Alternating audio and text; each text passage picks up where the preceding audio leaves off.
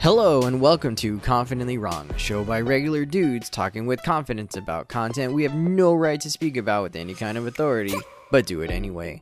I'm Wesley Nakamura, and as always, I'm joined by award-winning director Brian Redondo and Savon Jones, aka Captain Bonnie. This is episode 219, and we get baptized in the most brutal/violent Disney Plus show to date, Punisher: One Last Kill. I'm confident that it's going to be the best show you've ever listened to, and well, hey, if it's not, you can always ask us for a refund.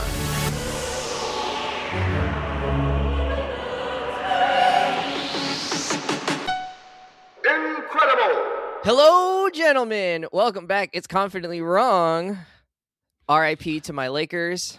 Your guys' teams are still in it. They're the most wrong. They're on spring break, summer break now. Oh, I'm about to be on summer break in about a week. I am pumped. It's going to be great. One of them might be on forever summer break. Ooh, is LeBron gonna retire? No. It's maddening to hear Stephen A. and Kendrick Perkins get their takes off while in this time of unknowing that are just completely wrong. It's stupid. All right. Speaking of getting their takes off, Yeah. that's what we're gonna do. Oh, okay. I was like, that is what we're gonna do. are we talking about some other person who's got takes off? We're gonna fire them off. All right, let's be confidently wrong together. We're gonna talk about Punisher: One Last Kill. It's a 50-minute special on Disney Plus. It's kind of the love child, not really the love child. I don't know, the spawn of Jon Bernthal. He wanted to write it. I think he probably had a big hand in producing it, getting it together, and all that stuff. And just a nice little reintroduction to the Punisher within the MCU, where he's not just a 5-minute side character in Daredevil. So we got a lot of Punisher. I'll say that there was some success in the emission there. Yeah. So going to the special, what were you thinking was going to happen here, Savon? What was your expectations?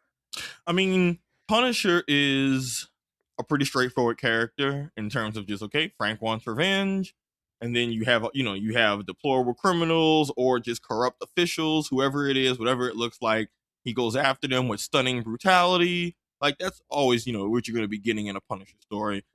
Maybe if it's a crossover story, you'll get the morality of killing them, but if it's his story, there's no morality. He's catching bodies. He's judge, jury, executioner. Judge, jury, execution. Shout out to Marvel Rivals. So, I mean, I expected it to be violent, him tearing up criminals, cool action set pieces and gunfights and all that type of stuff. I was more curious about what it would do maybe with the Punisher character in terms of the emotional depth, which we'll talk a little bit more about. But that was kind of my big question. But I expected Punisher to be angry and tearing up and shooting up criminals and them making it look really cool and badass and saying, hey, unlike our other characters in Marvel, he catches bodies unapologetically and gratuitously. And they don't shy away from it. So, yeah, And they did not.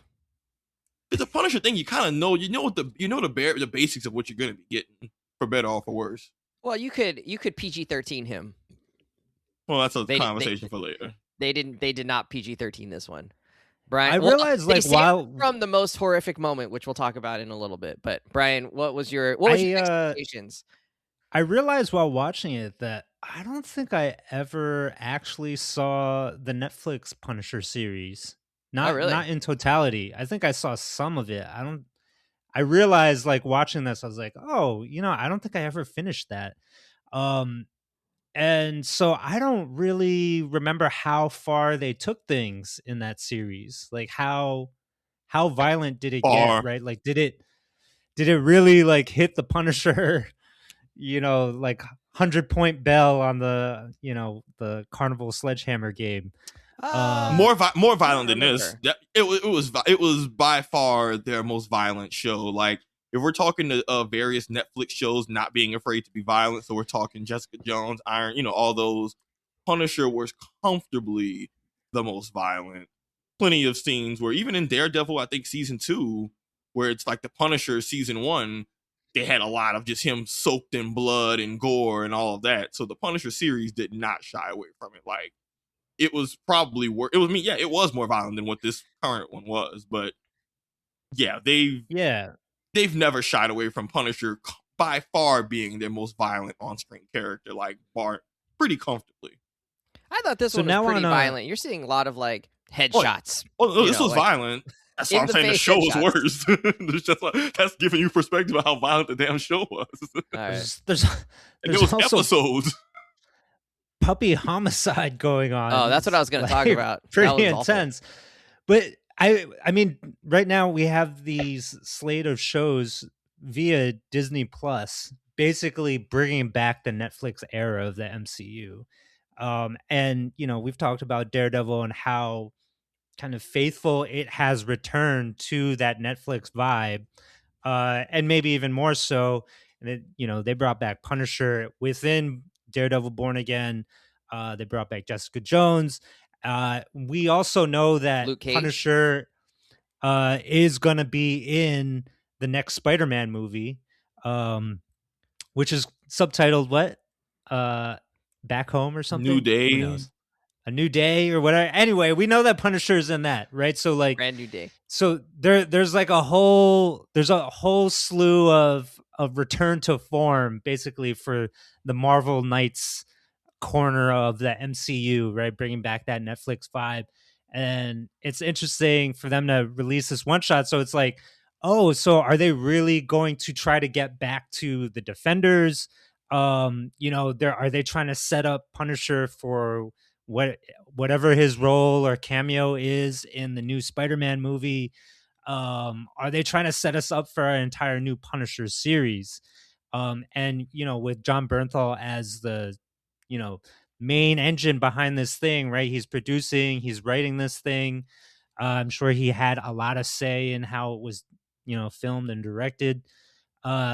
He's making a play probably to get Punisher on screen more and more. So I kind of thought this was going to be an appetizer for all of those things, or some sort of setup for all of that potentially to happen. Yeah, that's sort of what I thought was going to happen. I don't think that's what ended up happening. I think we were confidently wrong on that. So I think I think the general point you two are making is correct in that the Netflix Marvel heroes, regardless of to the degree to which it's done, they're trying to clearly have them have a foothold in the MCU. That was very implied and kind of maybe before, that is now very much no, they exist in this same universe, same world. People have crossed paths, interacted, and where they go, and I think it's really just more of to give them the room to be able to go from there and do whatever they see fit, without having to then explain, oh, did these characters experience the same events? But I agree with you, Brian. Jon Bernthal is 100% the engine behind Punisher, and like regardless of the show itself, even just him being in Spider-Man says, okay, he's established in the MCU, he's here, the Netflix stuff is canon, it kind of eases up the long-term storytelling, and now we can go from here and do whatever we want with the character, if there's interest. Like, I don't think we're going to get more Iron Fist, but it's still good to know that all of this stuff has been, they're trying to canonize it. Bring back. Well, I mean, he wasn't a well-received character, but my point is that they're still making a clear effort to at least give these characters a foothold in the MCU to then go from there, which I think that's the key important part. And that's to me at least, that's the important part. But all this before bringing back Shang-Chi in any other film. Well, that's a whole nother conversation. Awful. All right. Action. I think. Well, I really enjoyed the action. I wanted to see what you guys thought about it. Were there any moments that stood out to you? My only one nitpick on the action would be there's a part where Punisher is ready for kind of an onslaught. The whole neighborhood is about to attack him, and somebody put some like gasoline or some kind of flammable liquid under the door and then lights it. And this motherfucker stands in the flammable liquid, knowing what's going to happen, seeing the flames come at him, and then lets it light his legs on fire before diving through a door that must have been made of fucking balsa wood, and then starts the rampage. So that would be my only one nitpick where it's like, what are we? This is tactically not very smart. And balsa wood sounds like some made-up word that your sixth graders came up with. Like, balsa. Balls and wood? Excuse me? Yeah, that was the only part where I was like, what? Like, and then everything else was pretty awesome. So I don't know. Savon, what did you appreciate or what did you enjoy most about the action? Or did you? I mean, I enjoyed the action, but first of all, how dare you watch something with Punisher and that's where you nitpick a series that's entirely about rule of cool. Like this man then proceeds to kill literal scores of people. Me using the word scores in plural isn't even inaccurate. But you draw the line. It was scores. And him doing some, but you draw the line at rule of cool, let the fire come in. Maybe he was trying to decide if he was going to run or stay. I don't know. But look, man, the shit. He just had to take a step to the side. Yeah, but literally half a step. Yes, the here's apartment the thing, was empty. It wasn't like there was Wes, fucking furniture in the way. Here's the thing, though, Wes. Him diving through the door on fire with his feet and then whooping ass was really, really cool. No, it wasn't. It looked dumb. I thought what you were going to nitpick was the fact that, like, his legs weren't still on fire during the entire fight. They were on what fire. Happened? They were a little bit less on fire in the next scene. His feet were on fire. And then they were, like, totally not on fire. Then they were out. Yeah. You ever try? You ever like who blew out the candle? Maybe it's that flame retardant material. But look, point is really cool. But the action was cool. Like, you know, it was one of those. Okay, it's a Punisher set piece. I know what to expect in terms of him catching bodies and all that. Honestly, the action wasn't even my favorite part about it. No, okay, I love the action. The action was cool. That was to me the best part of it. The action was cool, but to me, the action is more interesting when I kind of know what the stakes are. And what I'm saying is that, like, this is the big thing that I think we're going to criticize this for. What? Yeah, I mean, the big stakes, it was like one of those, it was a lot of fighting, and the fighting was cool, but to me, the fights just have more weight when there's stakes behind it, and like, they're attacking the building, but, and he tries to protect that family who gets caught in the crossfire, but, like, there's some really cool moments in this special that I want to highlight, but they're not action scenes. I don't dislike the action scenes, but if you were to ask me what were your favorite parts, I'm not going to say those. And that's not to denigrate them. That's just what I consider the high point was different. So, but I will say the action was good. You got what you expected from Punisher. I like that they made it brutal to where he's taking damage throughout of it. You know, he's still taking battle damage. He's getting slower and weary and really getting effed up.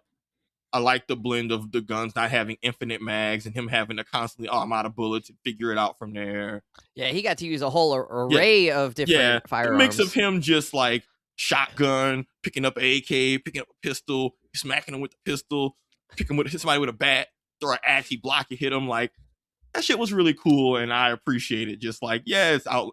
It was fun. Like, it was fun. I was watching, I was like, oof, man. It was a moment where Frank is literally just like, oh, shit. And I'm like, I feel you, dog. Like, just little moments like that of just, this is just well directed and choreographed. Like, every time I was like, dude, I'm getting tired for you, he would then on screen kind of have a, dude, are y'all done yet? And it's the point in the video game where you're fighting like like bad guys that just keep spawning before you realize, like, oh, I just have to get to the next checkpoint and then I can get past this. It was like, or when the game's objective, there's too many people coming in here. Like, where are all these bodies coming from? It was straight up video game style. Yeah. Like, or the next wave coming in. Exactly. Or the objective is just survive. They don't give you any other objective. Like, they don't say get here. They don't say kill this guy. What's the objective? Live.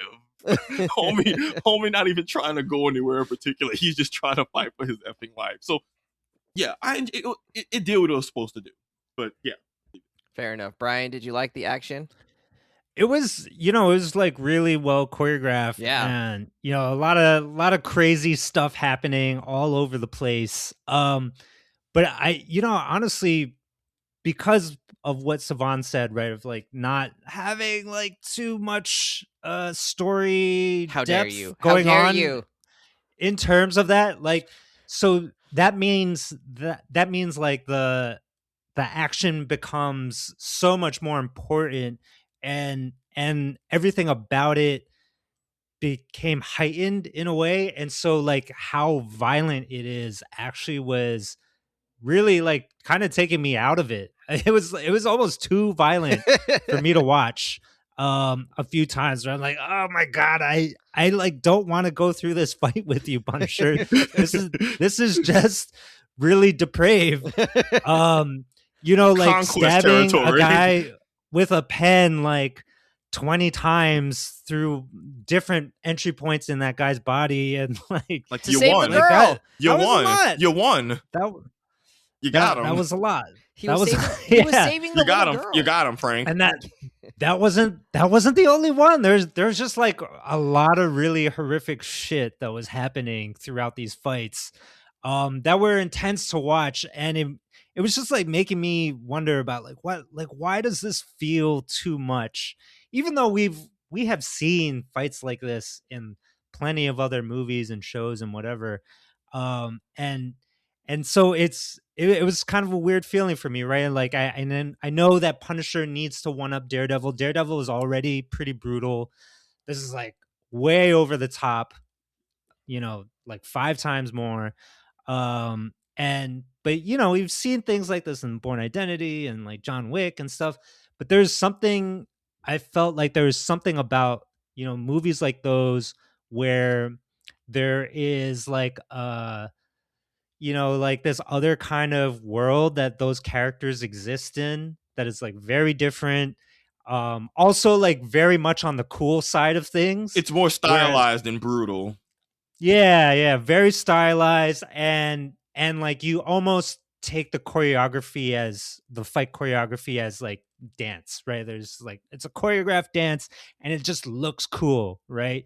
And there are moments of brutality, but that's not like the main course. Right? You have like story beats happening, you have the cool factor thing. In this, like I think like that those ratios are flipped in a way where like the brutality is the main course here, and it feels less like a dance, and just like there's no story or not a lot of story. And so the reason for why we're seeing these things is just because this guy is like really messed up and doing messed up things to other messed up people. And I know in the real world that messed up people are looking to this messed up guy to be a role model for them. So it's like all of those things are coming into kind of like a mind fuck watching this. And frankly, pun intended, it was a little difficult for me to watch some of the violent scenes, right? It's like almost too much for me.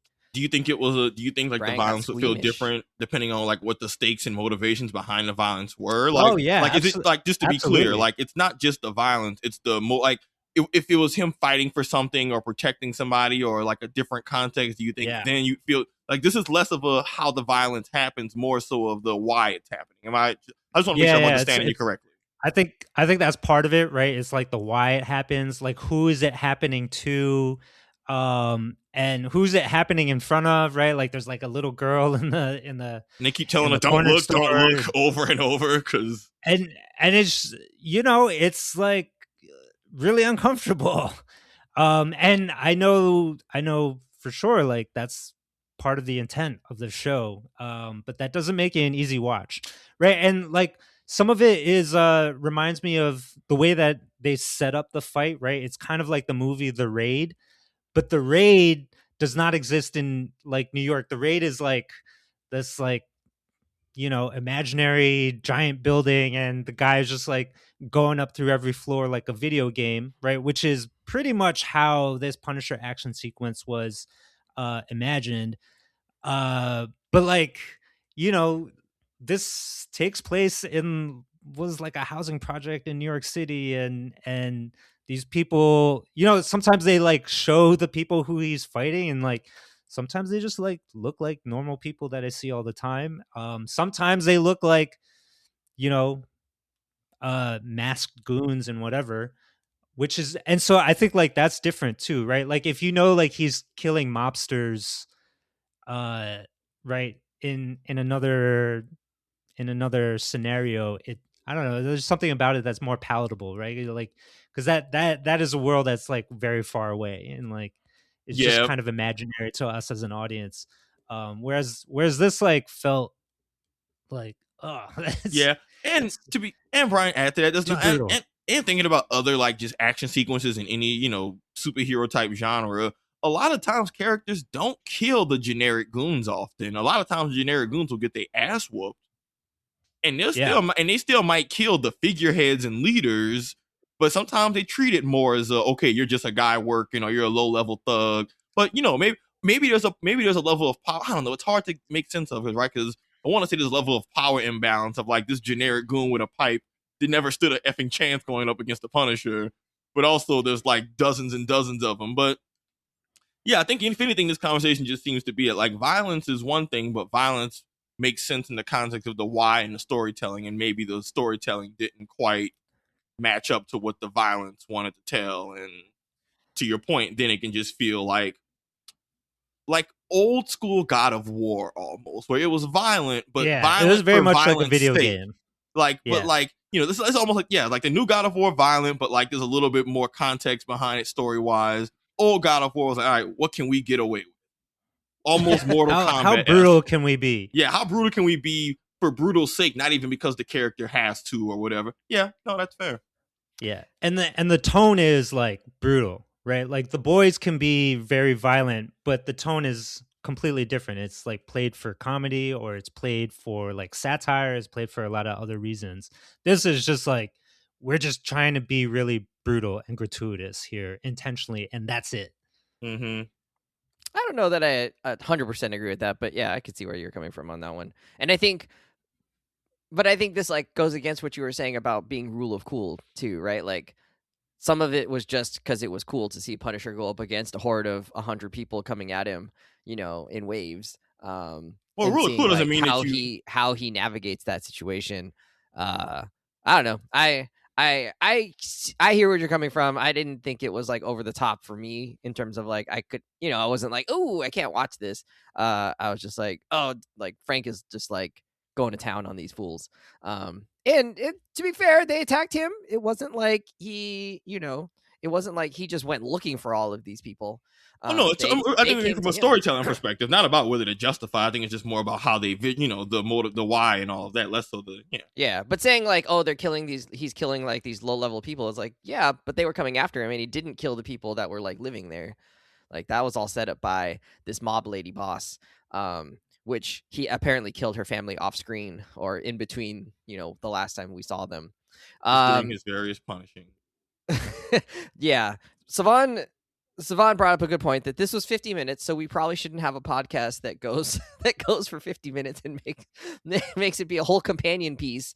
So let's keep it moving. I think there are some definite critiques that we might throw at this, besides the fact that they threw a dog under a trash can or a trash truck on purpose.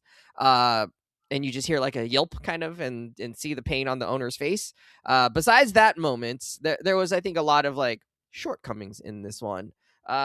Brian, what would be your biggest criticism of this show? that Jon Bernthal has like real problems. Have you ever read an interview with this guy? Like, he is intense. This apparently man. he's broken his nose. Fights all the time when he was younger. He's broken his nose like 14 times. Or something like that. He's an actual like bar fighter kind of person. Really? Like, oh yeah, he's young. And he fights all the time. Just like had like a wayward past, and somehow got into acting, and has basically like channeled that energy into all of his characters. so a lot of what we see of Punisher on screen, I can't help but attribute it to Jon Bernthal's just like his own mentality, and basically the man wrote a part for himself where he is so broken that he just like screams, not any roar. words, just a guttural roar, like over and over to a room full of no one. And that is the story. Like that is basically all we're getting from Punisher as a character in this. And there's like nothing. There's like no humor. There's no other characters, or really very little else to chase any of that, or to play off of, or anything. And it's just Jon Bernthal going,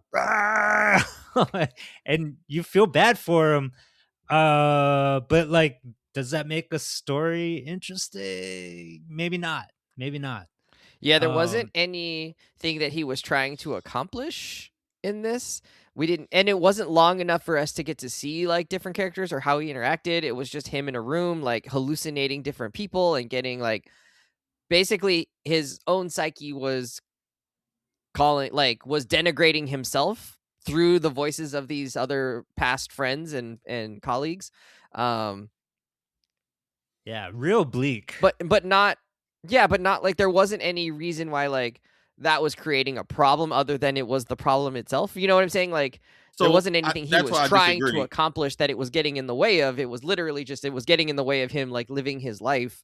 But it didn't seem like he had a life to live. He was living in an empty apartment, you know, with no furniture except like a little box. I think that was the conflict, Wes. Like, which I know, but he wasn't trying to get out of it. You know what I'm saying? Like, no one was trying to help him. There wasn't like. I have more to say, but we'll get to that after this question because I mean, my critiques is kind of already with. Yeah, to me, the action just was like. We'll get to the part I enjoy, but it was more of just like my biggest critique was kind of the conversation me and Brian already had about the action just being, it was good, but without enough narrative weight behind it, it can kind of lose its effectiveness, even if it is objectively cool at times. But so then maybe your problem was with the lack of storytelling, I think, behind it. I don't know. Well, I mean, yeah, it was sort of like, I'm sad, my family's dead, but it's like we've seen that already. He was not trying to like turn his life around in any like meaningful way. He wasn't in trouble with anybody except like this Nucci lady. Yeah, I don't know. From Who's the Boss, right? That's the actress from Who's the Boss. Is it?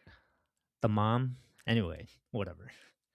Who's the boss? The Punisher is. She's much old. I mean, I know that show was a long time ago, but wow, surprising. All right. Yeah, I don't know. There was just like, there lacked like an actual center to this, right? It was just where it's like, oh, it's a vignette. It felt like more of an episode within some kind of longer series, but we didn't know what that series was or where we were going with it. And then it just ended and we're like, oh, okay, I guess the Punisher is back as the Punisher. You know, it was just sort of, to me, it just felt like it lacked any kind of coherence to anything else that we know. And it didn't provide its own coherence within the story. Yeah, I don't know. Brian, critiques, things you wish they changed. Yeah, I mean, the like part of what you're saying of it not connecting to other stuff that we're familiar with, you know, aside from the or just even itself, cameo from Karen to itself. The environment that Punisher lived in, you know, even though he lives in the same New York that Daredevil inhabits, like felt very different. Yeah. and also like what is this neighborhood where you know, the mobsters, the crime family that ran that neighborhood died, and then suddenly there's just some like wild stuff happening on the streets like all around him. And I wasn't sure. It was like Childish Gambino's "This Is America" music video happening all around him. Yeah, exactly. Except like it finally left the warehouse and is now like spilled out onto the street. Like literally, the cop car just like rolls back and then it's on fire. Like then it's on fire. Yeah. And like you hear gunshots and like people are getting like pulled out of apartment buildings, and this is all before the hit goes out on Punisher. Yeah. And it's like, what is going on? Is he dreaming all of that, or is it actually happening right beside him and he's just walking through it? Like I wasn't sure how we were supposed to interpret that. I think that was, I don't know if that tied to the show or not, because I know the whole show was him literally killing the whole point was him getting revenge on all those people. So I don't know if that's them trying to say like, and you know, in Marvel New York, each little bit of New York, I know, Brian, you actually live in New York, so I'm sure it's way these superheroes areas of operation really just be a few city blocks. But like, yeah, I took it as, you know, every hero in Marvel got their little neighborhood that be having shit happening. Punisher's always been in Little Italy with his story, fighting the mobsters. Him killing them all and getting his revenge has led to this power vacuum of yada yada. At least from what I know from the previous, like Punisher series, and I know the little news story even tried to give you a little bit of like, if you hadn't watched the show, give you a little bit of like, oh, Frank Castle's the last of the people who got revenge. But like, I'm not saying they did it well, but like that was at least the sense I was able to make of it. That was a lot of stuff happening, though. Oh yeah, it was absolutely nuts. The city was insane. There's definitely like it was going crime crazy in neighborhood and superheroes like, you know, their area of interest. But this was like turned up to 11. I think that's what I got to say about the whole 50 minutes to, you know, in its entirety. It's just like it felt weird, to be time. like, wow, this is like an insane level of crime, and there were still like regular people walking around. Like those people would not be there anymore. Like if that was truly how it was, like you'd leave. Like you'd have to leave. Yeah, you're not serving people, you know, famously leave coffee and Danish. Regular folks famously leave bad neighborhoods because it's simple. But like you couldn't actually stay there. Like it's not that like you like they would be hiding out. They're not out on the street. Yeah, exactly. Like, when that's happening. I mean, people were just getting like hit with baseball bats just left and right down the street. Like you couldn't. And then at the very end, like the couple was walking down the street, like they look like a regular normal couple, like enjoying a nice date. And it's like, yeah, like that's not where people are gonna go hang out for nice date nights or date walk afternoons. Anyways, Savon, what did you like about the story? What did you not like? What did you want to say about that? It sounded like you had something to say. You were like I'm about to be fighting for my life, though. I don't know. All right, say it. Let's go. That's what this is for. I mean, I like the parts where Frank wasn't fighting and killing. Like, I enjoyed those parts of it. I like that I thought did a good job of portraying the PTSD his character's experience through just all the bullshit that he's been through via Daredevil, his series, all of that. Dude's been through hell and back. Yeah, I even agree with in the that. Punisher That was series, kinda interesting. I don't remember if it was the Punisher series, but the Punisher series even reminds you, like, hey man, them people got killed. His family got killed in front of him. Like, I know we see that meme of him saying, no. Like, that was when his family gets murked in front of him. But it, like, I like that it wasn't afraid. The very first, like, the first 15 minutes or so was really just him having psychotic breaks, hallucinating all his past friends, which I enjoyed that part because I remember these various characters. Some were cool. One was like, I think a army therapist. He was like a therapist, or the older guy, Kurt, was like a VA and was like did therapy shit and all of that. And I remember those from those callbacks to the OG series that I appreciated. I like that the driving motivation in the in this little, mini, one shot thing was that he has gotten revenge. They made it clear that the people he killed and wanted revenge, it's more or less over. His thing is more so, what do you do when all revenge is all you gave a damn about, and how do you continue to motivate? And he's like, all right, is he gonna kill himself? What's his motivation? And like, I actually like that part. Like, that's what I was kind of hinting at before, of I like those parts more than the action, because with the action you've kind of seen it, but I like them wrestling with the question of, what does someone who's essentially become a broken monster do when they finally gotten revenge? What does the dog do when it finally catches the mail truck? And he has to really answer that question. And he's carved, it captured the dumpster truck, actually. Oh my God, yes. But I enjoyed those parts. There were parts where I felt, oh man, this is really bleak, and I genuinely feel bad for this character. And I don't know what peace looks like for someone who's been through the awful shit that he's been through. And the part where he's clearly given up on the punishing shit because he's not trying to get involved, and he's become so numb and, apathetic to it all. But I don't know. I appreciated that. And even though it was a simple bit of storytelling of, okay, yes, I ultimately liked that despite the action kind of getting hollow at times, I liked the main beats of searching for purpose, got revenge, doesn't know what to do, contemplates taking his own life, can't go through with it, is trying to figure out what his light, what his fire is, still finds it because he just can't let innocent people just struggle or been through what he's been through. And I like the moment where he has a very clear moment of, okay, man, you can get revenge on a girl right now and go after them or help the people. And I appreciated that moment of, okay, cool. He's not letting revenge, even though he's a character whose entire bit is revenge. He lets revenge go in order to do the right thing of someone who he can, relate to on a level. And so it's not the deepest storytelling. I don't expect that from a Punisher or really anything, but I appreciated those parts of the story, and I actually would have liked if we had gotten more of that, which we got really long action set pieces. But I would have been fine if we had just gotten more of the Frank reckoning with, what is my life now that I've gotten revenge? I think that's always a cool story to tell, or at least trying to open it up. And I'm curious to see where that happens when they even lead into Spider-Man, right? Of like, okay, he's past his revenge shit. What is his fire, and how does that clash with, Spider-Man, who's a very different character? But I think it's a solid place to leave the Punisher character in terms of whatever they do with him moving forward. But I don't know. I genuinely enjoyed those parts to where I would definitely cut down the action to get more of that, especially if it fleshes out the story a little bit more or fleshes out Frank's character. Brian, that's all. Did you tune out?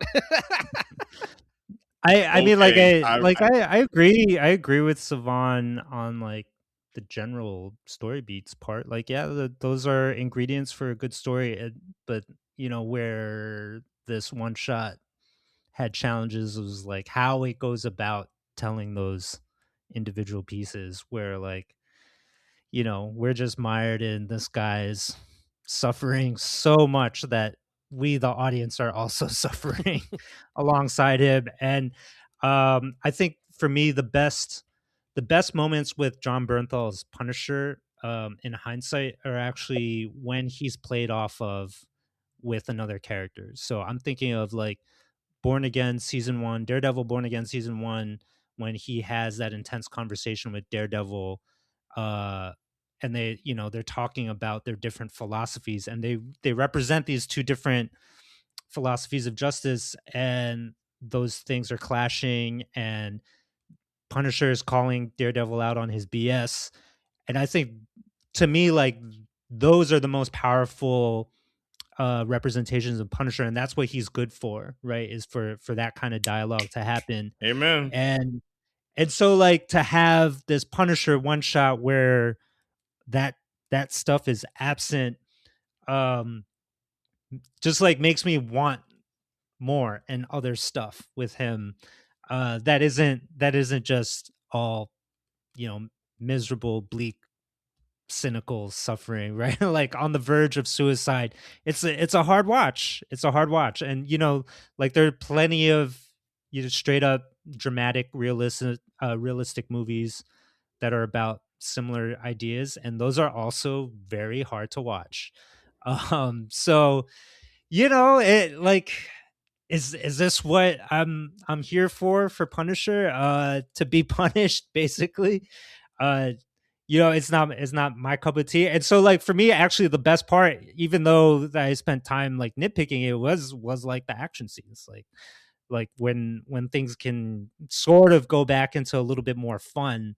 You know, that felt better. And I agree with you, like towards the end though, like I do like that decision that Punisher has to make of like, does he pursue like ultimate revenge, or, you know, or does he save somebody from suffering the same fate that he had? You know, and shout out to Bubbles from The Wire for being the father that Punisher helps out. Looks exactly the same. Yeah. Hasn't aged. Yeah, hasn't aged. He's been going to his AA meetings. I'm happy for him. It seems like he's on his feet. No, Brian, I think the best summation of all this is that Punisher is best as a character who challenges other people's morals because of his sympathetic story and somewhat relatable motives, and that challenges people. That's why he was such a prominent part of Daredevil season 2. It was damn near a Punisher's. It was really kind of their co-season, but it worked because he challenges people. But to your point, it's a two-way street where if he's not being challenged about his killing, it starts to just kind of just be like violent. It kind of just becomes like the guy who wants a reason to shoot people fantasy rather than what's the morality between justice. You know, I think that was great, Brian. I loved it. Thank you. All right. Well, let's wrap up there. Again, we don't want our podcast to be as long as the actual show. Y'all cooked it. Nice job. We will see Jon Bernthal play the Punisher again. He's definitely coming back in Spider-Man: A Brand New Day. We've seen him in the trailer with a Punisher car of some sort with the hole in the window in the front so that he can shoot his shotgun out the front. His giant gun. I'm here for PG. Spider-Man webs up. Yeah. So, we haven't seen PG-13 Punisher in ages, though. So I'm actually, that'll actually be a nice little tonal shift. Like, I don't think we've ever gotten PG-13 Punisher on screen. So this will be great. Yeah. He's gonna be played for laughs instead. I'm glad that he made the dog killer, the Dogicider pay at the end. Got a revenge on shot him in the face. Maybe we don't know where he shot him. We don't know. Yeah, just straight up execution. You know, It was good. It was payback for sure. Yeah. All right, friends. Well, we're out of here. The homework is to make sure that you finish Daredevil Born Again season 2, because that's what we're going to talk about next in the finale. Friends, we're out of here. See you later. Go Knicks. Go Pistons. Bye. Go Lakers to Cancun.